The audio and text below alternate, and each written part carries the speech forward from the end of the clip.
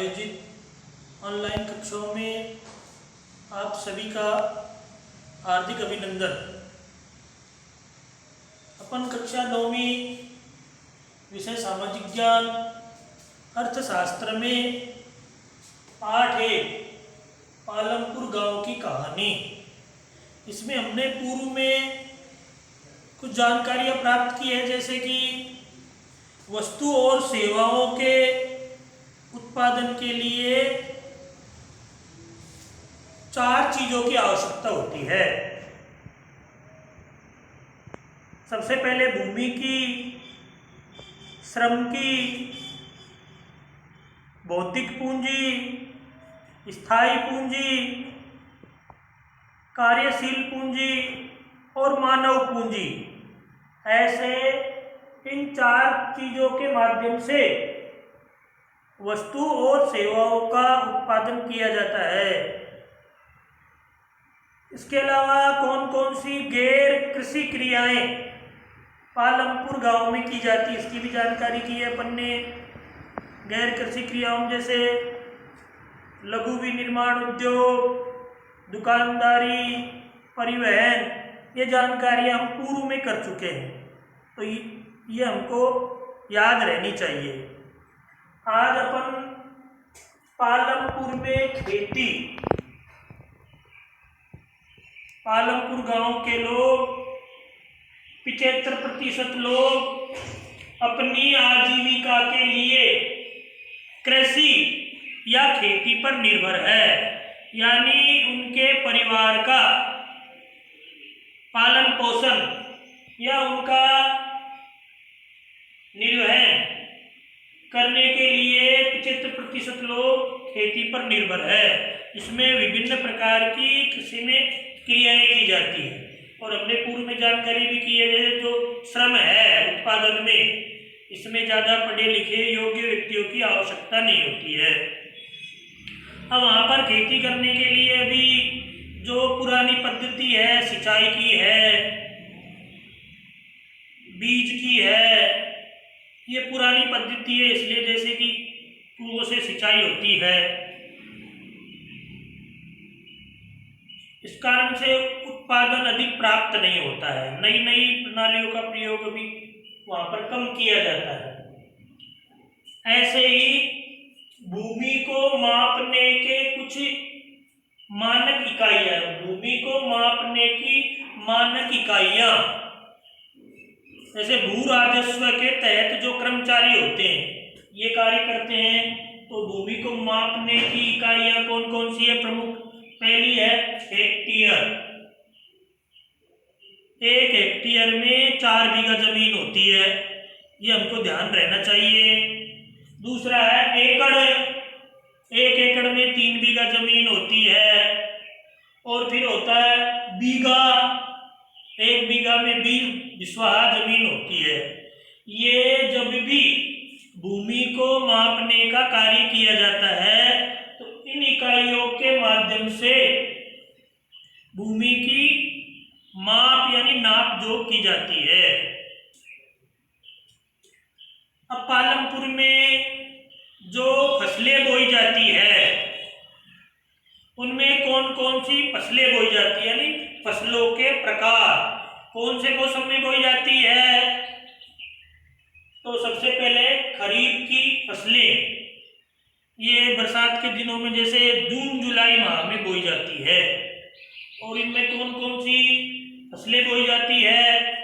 जैसे बाजरा है, ज्वार है, मक्का है, तिल है, मूंग है, ऐसे अनेक फसलें खरीफ की फसल में बोई जाती है।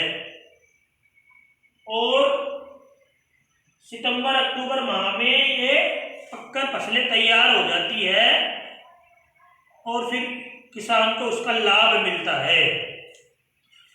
दूसरे प्रकार की जो फसलें हैं वो रबी की फसलें होती है। इसमें गेहूं, जौ, सरसों और चना,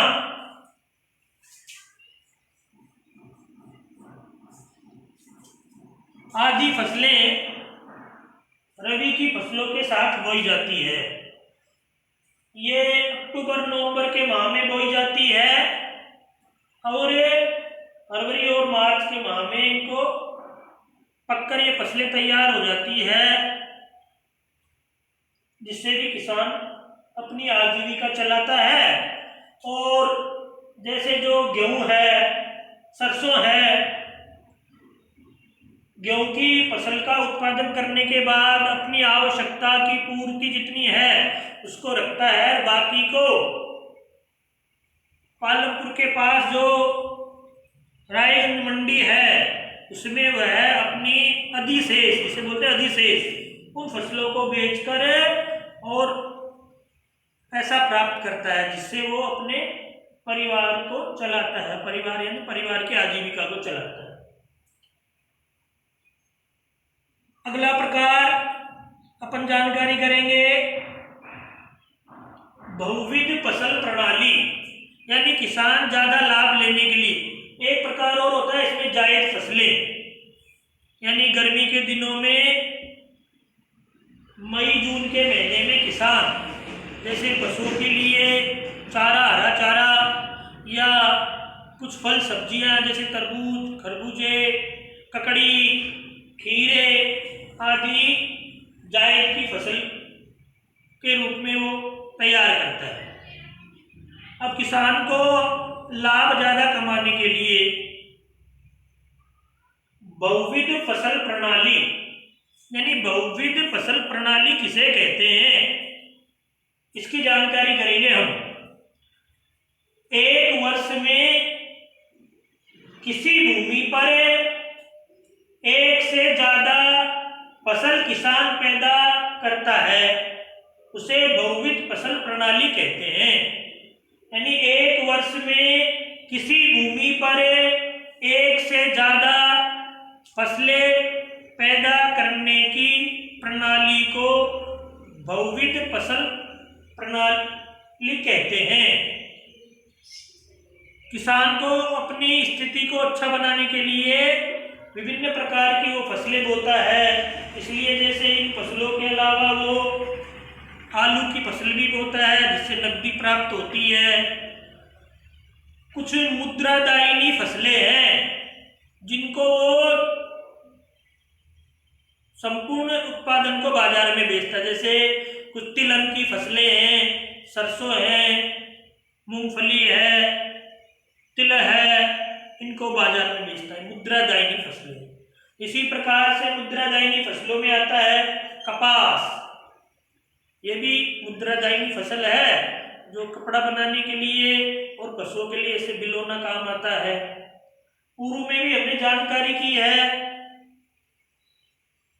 विनिर्माण उद्योग किसे कहते हैं, तो प्रकृति से प्राप्त कच्चे उत्पाद को मानव अपनी आवश्यकता के लिए विभिन्न रूपों में परिवर्तित करता है, उसका उपयोग करता है, उसे विनिर्माण कहते हैं। उसमें जैसे उदाहरण के तौर पर कपास भी विनिर्माण प्रणाली के तहत एक कच्चा उत्पाद है, गन्ना है।